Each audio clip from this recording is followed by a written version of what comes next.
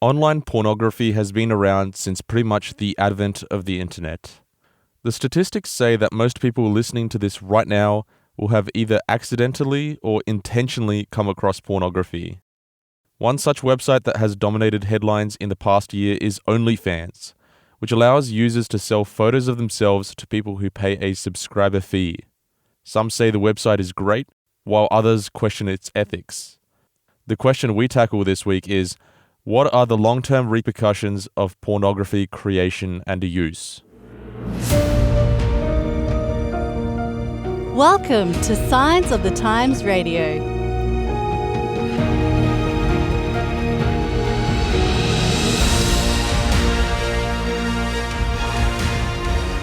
Welcome back to another week of Science Radio. My name is Daniel Kubedek, and joining me today is one of our authors. Her name is Jankiewicz.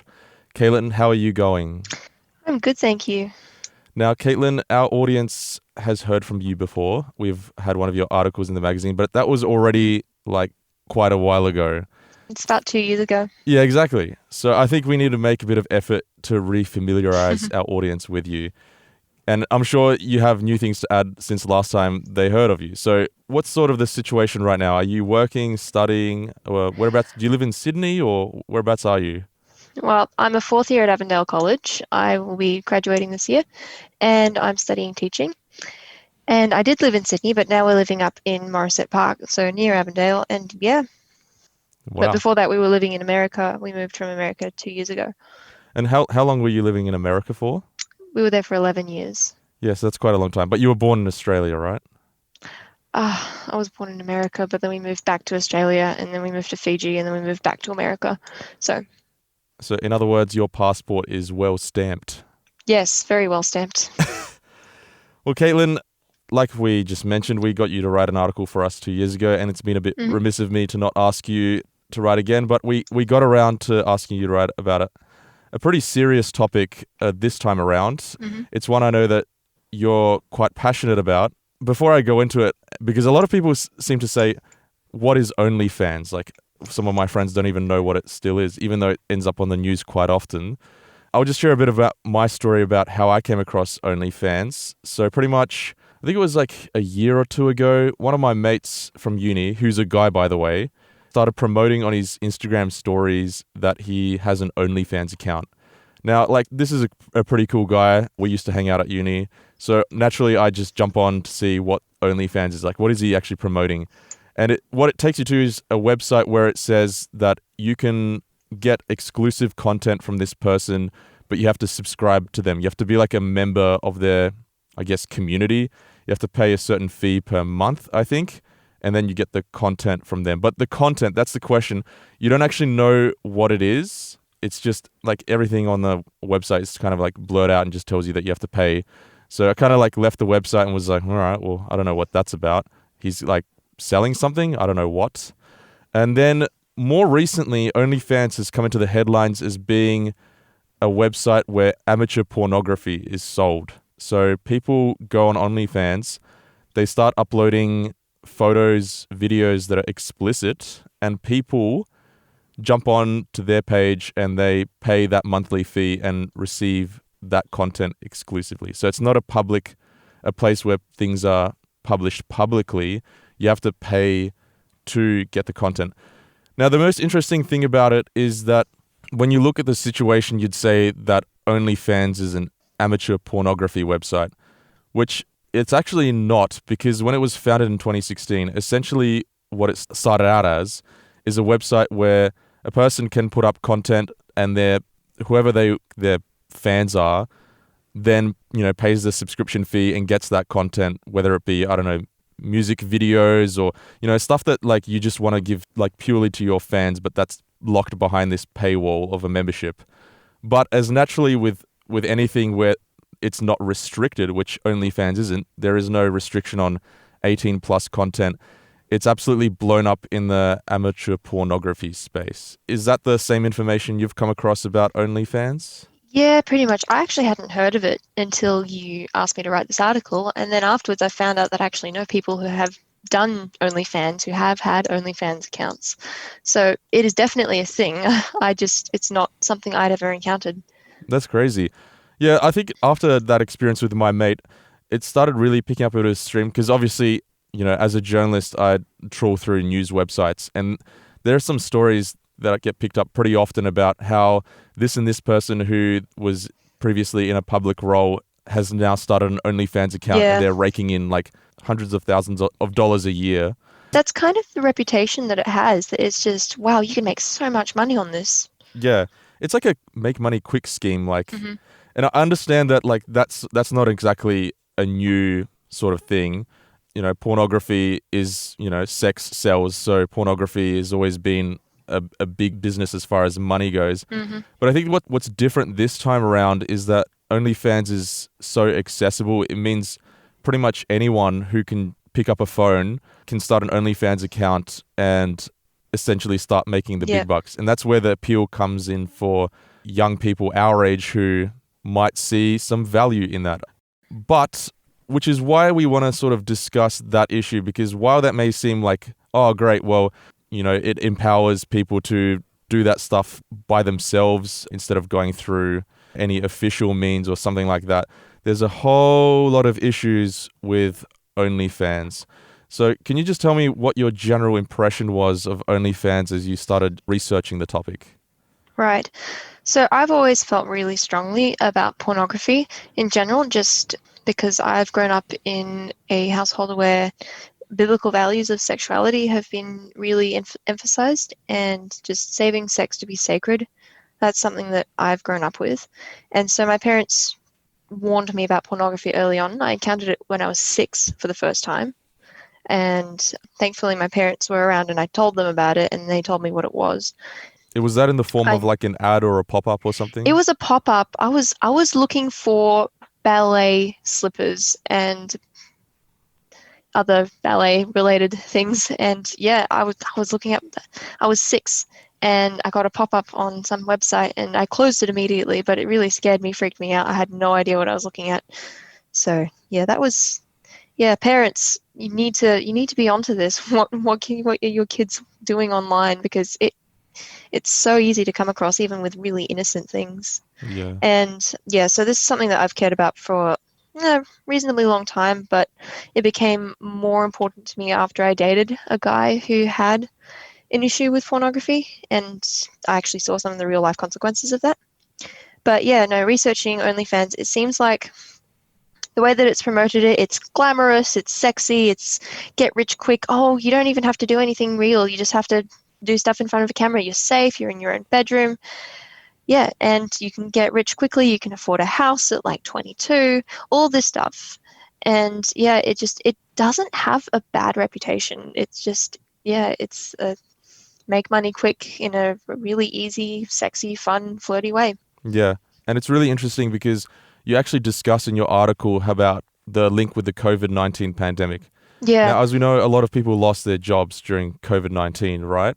And then also a lot of people who, whether or not they have a job, were stuck at home because of lockdowns and stuff. So internet traffic was going up. Netflix was in higher demand than ever before. And as a result, OnlyFans also surged. Is that something you've noticed as well?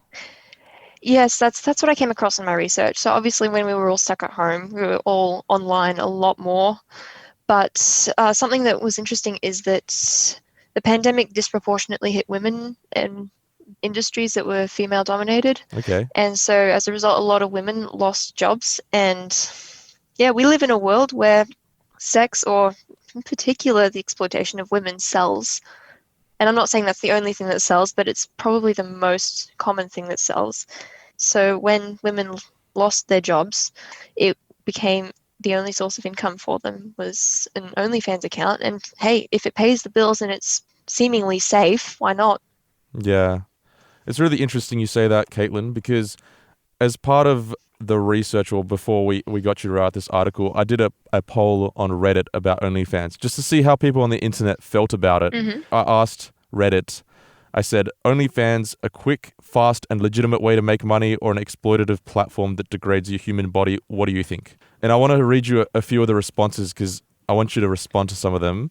Yeah, okay. Okay, so this one guy wrote, "It's a legit way to make money. The person with OnlyFans decides what they'll post, and it's up to them to see how far they'll go." Another person wrote, "Let me put it this way, there's millions of free porn videos. Why would I ever want to pay for it?" Another person wrote, they said, "People want to see naked women. Women are willing to get naked. I don't see anything wrong with that." Another person wrote, "People are starving in America, getting kicked out on the streets. I'm not looking to judge how desperate people get by," which again is interesting, tying back to Yeah. the conversation about the pandemic and stuff. And then another person wrote, "Seems legit to me. People have wants the others can provide. I don't think it's necessarily degrading." So particularly on this forum, when I polled Reddit, it seemed that a lot of people felt that OnlyFans is a symbiotic thing. Yeah. Like there are two parties that Yeah. essentially benefit. There's one party that's willing to sell themselves essentially on the platform, and the other side that's paying for it, and both sides are happy. Is there anything wrong with that sort of idea? I think the problem with that model is that sexuality sells to begin with. Mm. Sex was meant to be something special. I think that people don't realize how much they are selling themselves short when they're selling themselves. Mm-hmm. I think people don't realize the effects that watching and creating porn can have later on in life. Mm.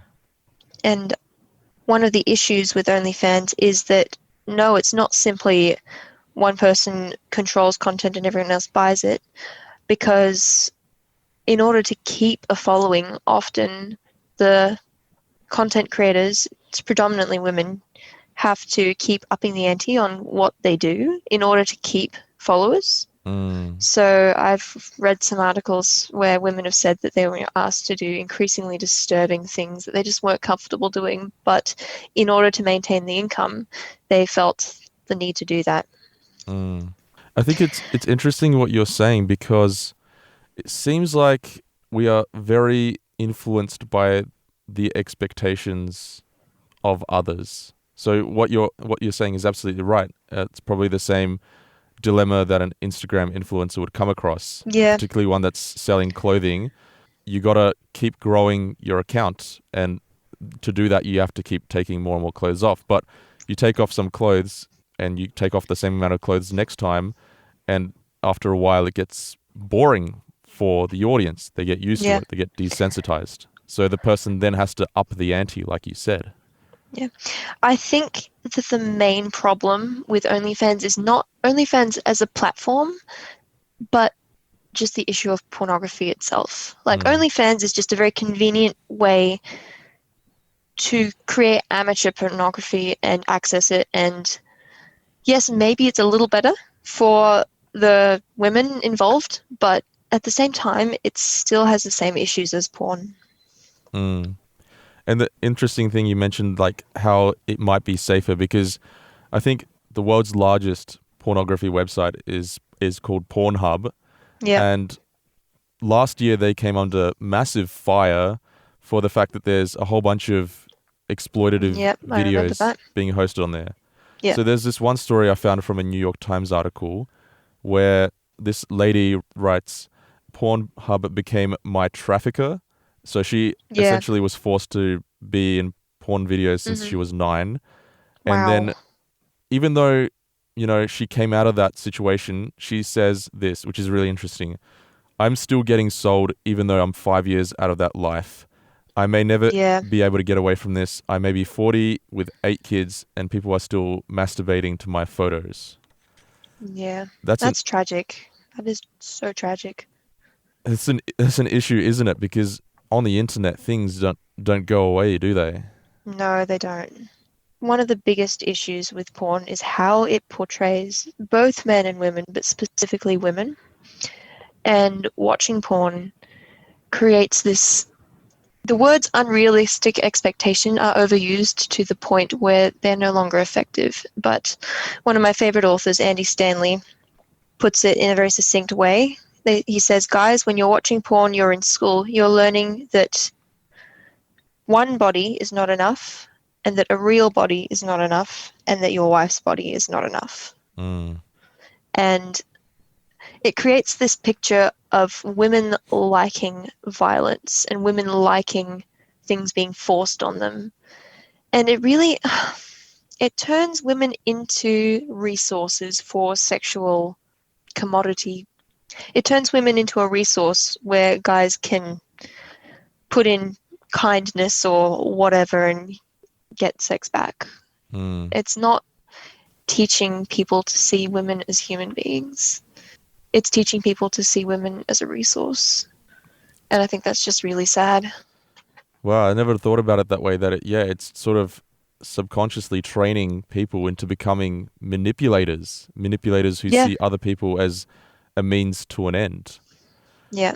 Now, it's interesting that you mentioned that this is a particular issue amongst men, which it's not exclusive to men, It because, is not exclusive to men. but it seems to be a problem that's more tied with men. Now, from what you've personally experienced, what can sort of explain why men are so addicted to this thing? Look, I am a female, so I cannot say with 100% certainty what goes on in a guy's mind, but from the conversations I've had with guys, I know that guys tend to be a lot more captivated by visual stimulus as opposed to girls. So Uh-huh. seeing something for guys is a lot more powerful than for girls. So I think that's where it starts, and it takes what in real life is the impetus to get guys going out talking to a girl that they think is cute and getting her number. It takes that impulse and I guess purifies it, like distills it down to a point where it becomes a drug, and that's just all you get, just the physical part of a relationship without anything else. And I think that it's hard for guys because they do have that initial drive, and that's how God created them, and it's not a bad thing. But it's just isolating that one aspect of a relationship and cutting out everything else. There's a lot of issues for guys then as well there, isn't there? Because it's not just about an addiction that you spend a lot of time on that's pretty much the only issue. There's a lot of neural problems and stuff. Yeah. And to give an example, there's this one bodybuilder I follow on Instagram. Now he uploads some pretty outrageous stuff sometimes. Some of it's pretty crazy, but I look on his Instagram stories for deep amusement. But he actually posted a fully random thread, which was so real and true, where he talks about how pornography is turning men that are growing up into a generation of simps. Now, simp is a sort of a derogatory term for a male who essentially doesn't have the guts to sort of approach a woman or anything like that, which I thought was really interesting. And he went on this tangent about how he's going to go porn free for like 3 months or whatever. And he was sharing his journey along the way, which was so interesting coming from him. But do you think that is true? Are men these days being trained to think that, oh, I can either muster up the courage and go approach that girl and talk to her, or I can just get the quick fix at home? Is that something that is a challenge, do you think? I definitely think that is a challenge, especially from the conversations I've had with some of the guys that I know. Yeah, so it is hard for a guy to approach a girl because it really does take guts, and I admire guys for that. And I do think that it is more difficult to ask a girl out if you can just satisfy your needs on your own. But more than that, at least in my experience, I think the bigger problem is the assumption that once you have a girlfriend, you don't need to do anything except be sexual in order to keep that girlfriend. Mm. At least that's been my experience. That's what I've kind of experienced as one of the effects of porn, because porn shows women in a very one-dimensional way that women are complicated, but they're not. Like, girls need emotional connection. Girls need emotional connection often before they can connect physically. And so girls often have a lot of emotions, and having a really strong relationship takes a lot more than just physical attraction.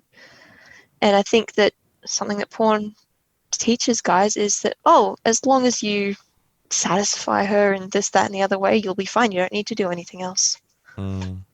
Just so we look at the other side of the coin too, given that you have, girlfriends out there as well, have you noticed any adverse effects, or do you know of any situations where girls who have an addiction to pornography have also faced adverse effects? Are they similar, or are they different? So I don't know that many girls who have a porn addiction. The few that I know, several of them, I had no idea. I would never have guessed it, because they are the kindest, sweetest people that I know.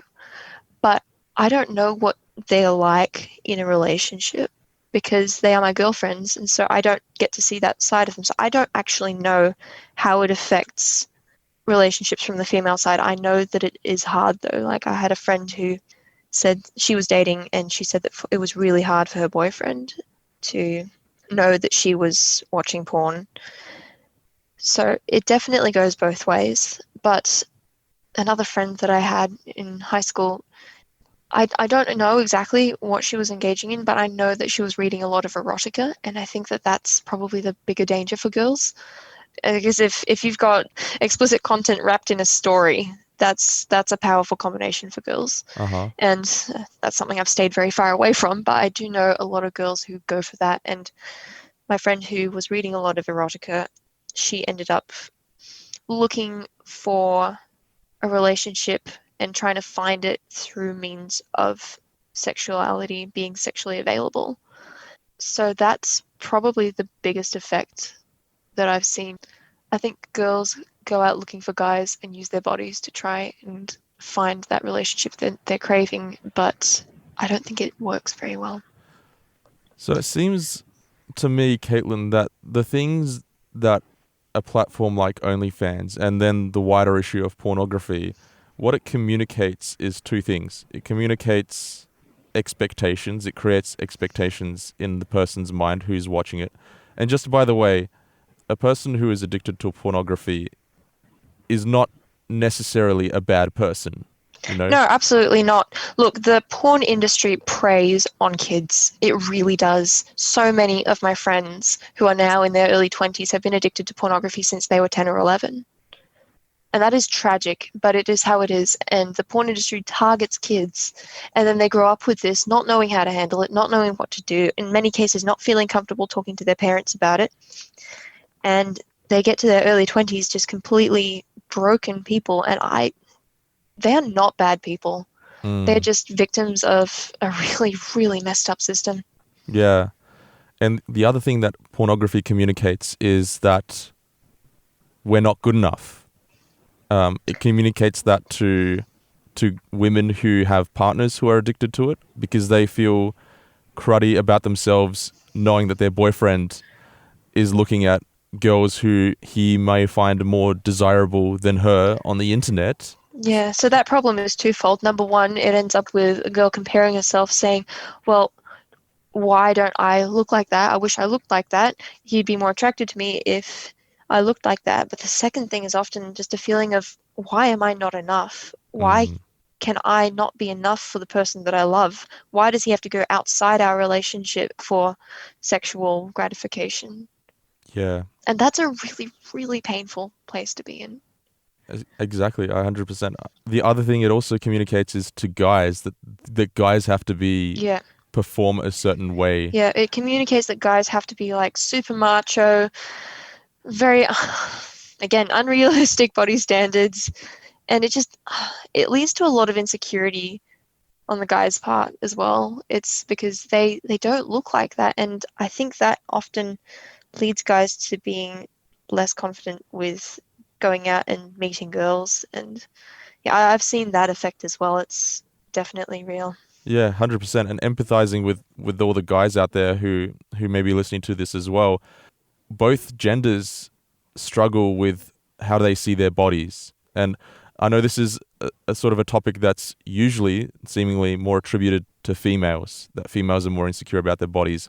But I would argue that men are just as insecure about their bodies. I would agree with that. It's just a difficult topic to talk about, I guess, because, I don't know, there's expectations for men to sort of suck it up. You should be confident. And a lot of guys I know struggle with that. Yeah. Exploring this issue, I mean, we could talk about so many more things that are linked to it. But I want to talk to you about the problem of sort of casualizing our bodies and selling ourselves short. In order for that to be a problem, there sort of has to be a baseline.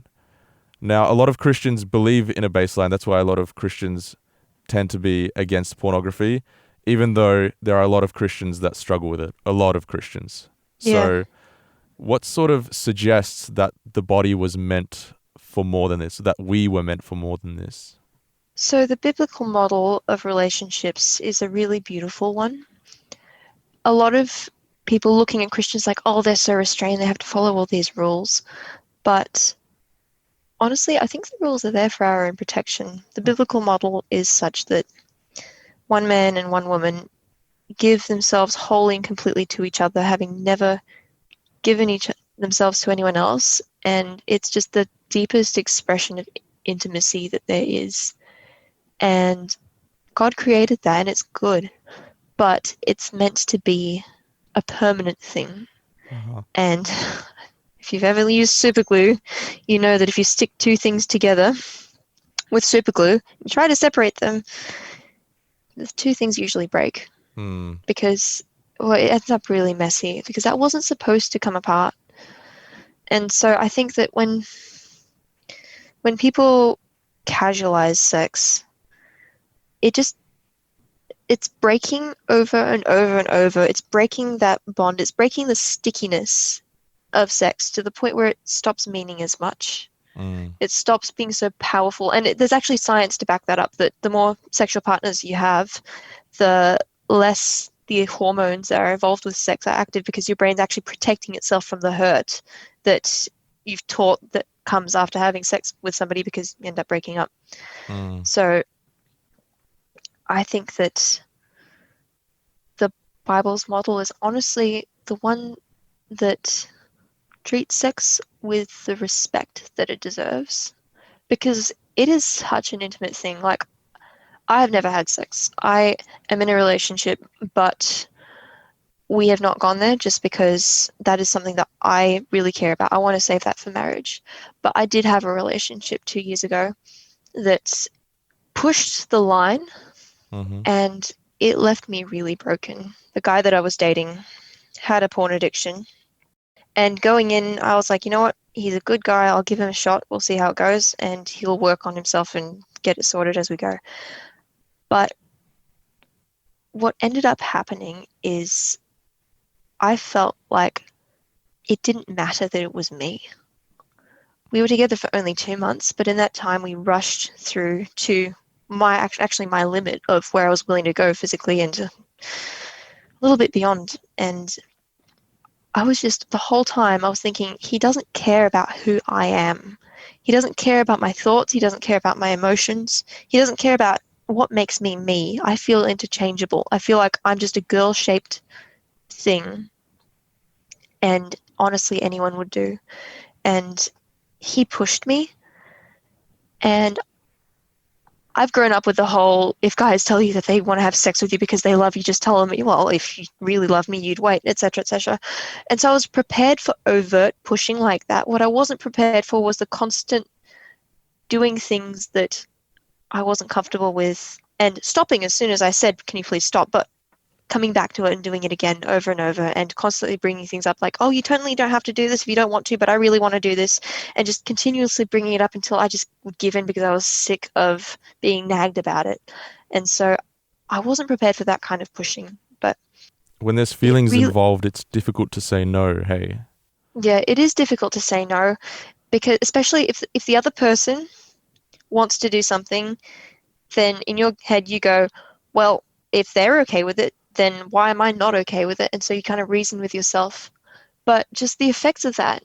In the end, we ended up breaking up because he cheated on me with a webcam girl, and he was super apologetic afterwards. But I just felt that just completely crushed me. Like, I've been giving in to this stuff that I'd rather not do, honestly, and it's still not enough. And I just felt like it separated my body and my mind. It pried my body away from my mind, and it deemed my mind to be absolutely irrelevant.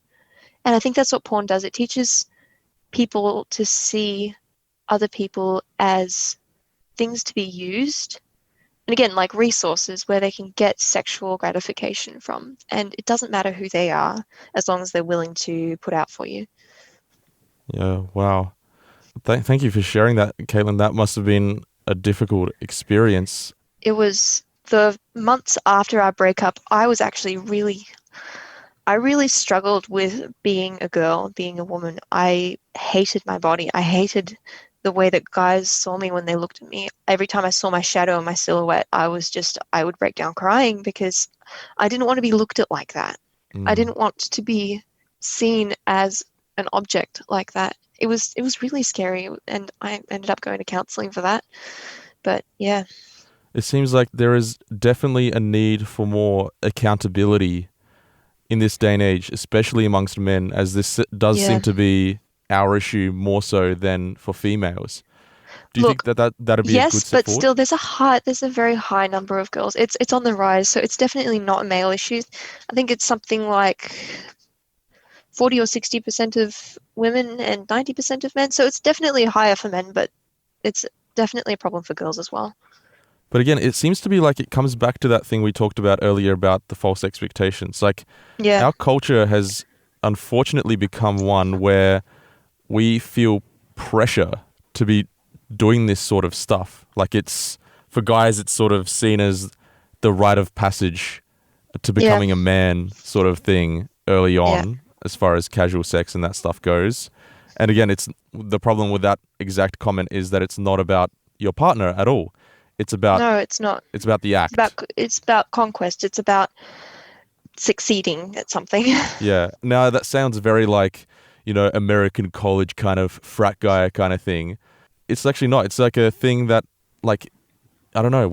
It's subconscious messages that we are receiving, and the same goes for women. Women are receiving the subconscious message that do this thing and you are a woman as well. Like, this is when you reach womanhood as well. So yeah, I don't know if it's so much about womanhood, but it's about being considered good enough. Like, I know in high school, I went to a Christian school, so sex wasn't as overtly talked about, and this was in America as well. But I know, like, if you had a boyfriend, it's like, okay, yes, you are pretty enough, you are good enough, you're smart enough, you're pretty enough, you're popular enough. It was definitely a status symbol to have a boyfriend in high school. And so the girls who didn't get attention from guys, it's like, why am I not enough? And so it's definitely part of that. But it's not so much about reaching womanhood, but it's about being enough. And honestly, that's such a big thing for girls. We want to be enough. We want to know that we're enough for somebody. And porn completely destroys that, because there's no way you can be enough. Like, a real person is not going to look like that. So if that's what you're comparing to, you're never going to measure up. Are you concerned, Caitlin, about the direction the world is headed with this issue? I am. I really, really am. So many of my peers right now are in the midst of a porn addiction. It is so sad. And this was not the I generation. This is not the generation of kids who grew up with smartphones from the age of 10. So now that schools are using more technology, now that kids are getting cell phones, smartphones a lot earlier, I think it's just going to get worse. And I think it's just our responsibility as a church to talk about this stuff, because sexuality is taboo. A lot of parents struggle to talk about sexuality with their kids. But if kids don't get answers at school or at home, they're going to go to the internet. And that's not where you want to get your information about sex from. And I think that the more technology is integrated into our everyday lives, the worse it's going to get. Yeah, 100%. And, for both of us, as we're sort of becoming the adults, the next generation, where, a lot of my friends are now starting to raise families.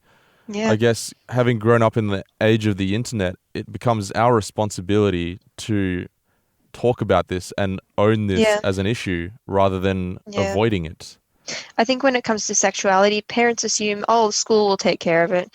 And school, they cover the bare minimum, but they leave a lot of the emotional side of sexuality to parents, and somewhere in between that disconnect, kids slip through the cracks. And yeah, this is year six.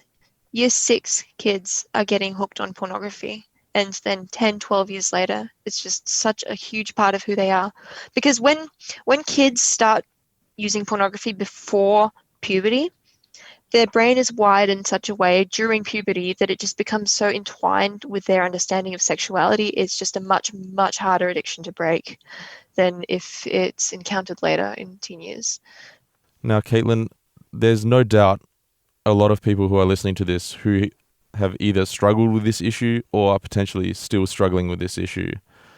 We know the sort of the perfect example that the Bible gives about what a relationship should be and what, what the human body was meant to be ideally, and the way it was before, Christians believe that sin entered the world. Adam and Eve in Genesis, if anyone wants to have a read from our listeners, it describes them as walking around naked. Now, the moment they felt shame was after the apple was eaten and they disobeyed God and sin entered the world. And then that's the point when they felt shame and had to cover up with fig leaves and stuff. That's the sort of the baseline. As human beings, our bodies the body was created to be a perfect thing, but it has distorted over the time because of issues like this one. Now, for someone who's listening, who is struggling with pornography, probably knows that it's not the most helpful thing in the world, or maybe they realize that it's downright destructive. What are some resources that they could go to practically, whether or not it be in the Bible or whether it be resources online or online communities of men that you've maybe heard of? Where can they go, someone who's just thinking about the next time they'll jump onto a certain website? So the Adventist Church does have a resource to support people who are struggling with a porn addiction. It's called Gateway to Wholeness. It's an online series of 8 videos. It's designed to help you with the process of addiction and the problems that result from porn use. But also there's the Conqueror series program, which involves small groups working together to support each other. But in the absence of the ability to access those resources, the first thing to do is reach out to a friend and tell them about what you're struggling with. I know guys who have overcome porn addictions simply just because their friends have helped them stay accountable. And that's not always the story. It's not always that easy. But if you're struggling with a porn addiction, you are definitely not alone. And you are not a bad person. And it is not too late. Yeah. So I think you just need to start by reaching out to somebody, just getting up the courage and sharing with somebody where you're at. And once you share that, a lot of the secrecy surrounding porn is gone, and that makes it less addictive. So that's a really good place to start. But the next step from that would probably be to find a Christian counselor. And I say Christian because I have had friends who have gone to counselors who are not Christians and say, why is that a problem? You don't need any help. Porn's absolutely normal. So find a Christian counselor who can help you with this, because it is an addiction and it is really hard to break that, just like an addiction to drugs. But just like with all addictions, the first step is admitting that you have a problem and realizing that you can't overcome it by yourself. But yeah, Gateway to Wholeness is a free resource, a set of videos that can definitely be at least a really, really good start. And yeah, just reach out, share with people who care about you, who can hold you accountable, who can help you. And if you don't think that it's a problem, I would encourage you to do some research and realize how destructive it really is. Because I know a lot of people who go, oh, it's not a problem, it's not really a big deal. It's just, oh, Christians and their stuffy rules. It's really not a problem. But it has some very, very real consequences. Like for me, I really, really struggled just to be around guys in general after that.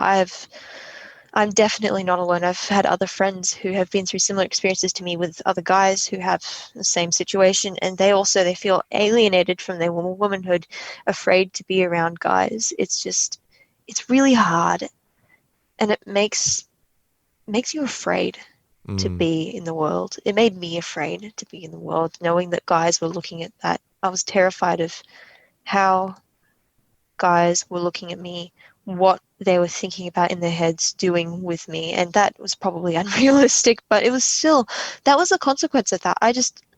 My sexuality became so fractured, I didn't want to have anything to do with it. And that's just, I know that what happened to me was not nearly as bad as what happens to some others. So Yeah. there are girls who are being strangled to death by their boyfriends in the name of rough sex. And that's not normal. Like, no matter what consent was given, nobody consents to being killed. So, yeah. I think that if you don't think that porn is a problem, I would encourage you to do some thinking and think about how it affects other people. The other issue with porn that wasn't brought up earlier is that it detracts from real life sex. I know that the number of young guys who are struggling with erectile dysfunction disorder is on the rise. And so making real life sex work is getting harder because porn is creating those unrealistic expectations, and it makes it a lot more difficult for sex to happen in a meaningful way. Yeah. Caitlin, you mentioned some of those resources online about, for people who this might be the first time they're hearing about this being an issue. Maybe they haven't heard about something like this before, or the potential negative effects on both men, the women, behavior, the mind, the physical body. There's another website called Fight the New Drug, which is like, Yes, Fight the New Drug is excellent. It has a lot of really good resources. I went to Fight the New Drug after my experience just because I needed to know that I wasn't alone. So on Fight the New Drug, I found a lot of stories like mine of girls talking about their experiences with guys who had been in porn, girls who were talking about how they got into porn themselves and felt like they were really alone because they thought they were the only girls who did it, and girls who were in porn and talking about their experiences, and also a lot of stories from guys who say, I quit porn and my love life is so much better for it, and testimonies and resources. And yes, there is a lot at Fight the New Drug. and there's a few more resources out there. Like, I think there's groups on Facebook where, like, accountability groups, because you mentioned that it's good to have the accountability partners, people to talk to. Some people that might be a huge step because it's essentially talking about a subject which for many people might be extremely shameful or difficult to talk about because it's so tricky. Absolutely. I think that's one of our biggest problems when we're fighting this drug.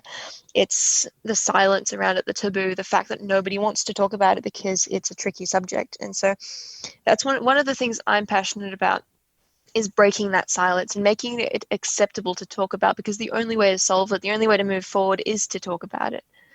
Yeah, and So I think sharing it's your just, experiences is a big part of that, isn't it? Because it's yeah, people feel comfortable when they know that you've been through something as well, instead of feeling judged. yeah, One of those ones that I found in my trawlings across Reddit, there's a group on there as well, which I won't mention the name because it kind of goes off of a bit of a derogatory term. But it's, I think I know the one. Yeah. I think I know the one you're referring to. I don't want to mention it, but it's not hard to find it if that's a resource you want to use, because it's essentially a whole bunch of people who share their stories on there and keep each other accountable, encourage each other. That's what's sort of needed. So when you see someone struggling with an addiction like this, like, just share your story with them. Make them feel like they're not alone, because it's not a person who is a bad person. It's a person who is struggling. Yeah. That is something that's very strongly emphasized on Fight the New Drug. It's very much focused on you are not a bad person. You are somebody who is struggling with something. Yeah. If you do nothing about an addiction and continue knowledgeably buying into the exploitation of real human beings, that's not good. Yeah. Because that's what you have to remember when you are watching porn. You don't actually know whether this was consensual, because a lot of women say that they get onto the set, they had a certain expectation of what was going to happen, and then their directors push them to keep going on set, and they're on set, so they feel pressured into doing things that they didn't originally agree to. So you really don't know how much of what you're seeing is consensual, and you don't want to be watching rape. You really don't. Yeah. Well, But you have to remember that every single person who is in porn is a real person. They have a family, They have their own dreams. They have their own hopes. They are likely not in porn because they love it. Yeah. Most people who do porn do it as a last resort because they have no other option. Yeah. Caitlin, you've really brought perspective to this issue today. I mean, someone who may be listening to the first time may have learned something new. I know I learned a lot of new things from you and the work you've been doing in this area. I really want to thank you for being so honest and vulnerable with us today. I mean, that takes a lot, and it's inspiring because it encourages more people to do the same. And hopefully by doing this, we can create a culture where pornography isn't a scary topic where everyone has their own secret about it, but sort of doesn't want to talk about it. That's the goal. The goal is to get to where we can talk about it, because once we started talking about alcohol and drugs, usage went down. Education is the way to do this, but we can't get there without breaking the silence around this. And that's what I'm committed to doing. I'm committing to talk about that. I'm committed to sharing my own experience and why it's bad, because a lot of parents tell their kids, oh, don't do porn, it's bad. But the kids don't understand why it's bad. And so they don't have that internal motivation to stay away from it themselves. Because in this world, it's not a question of if your child is going to encounter porn, but when.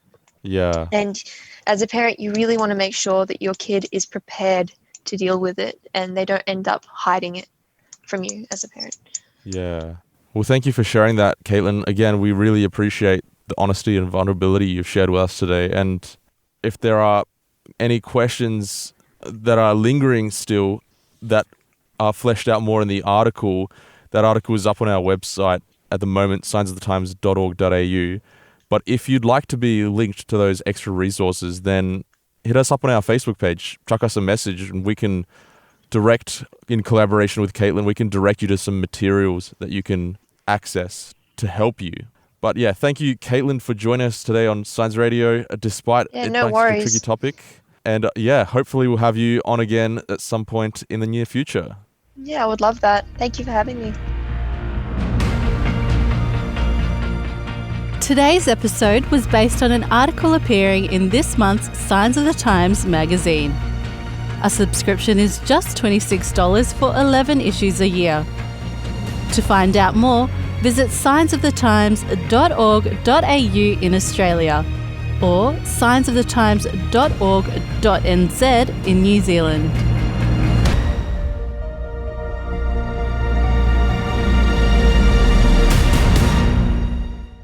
This is an Adventist Media podcast.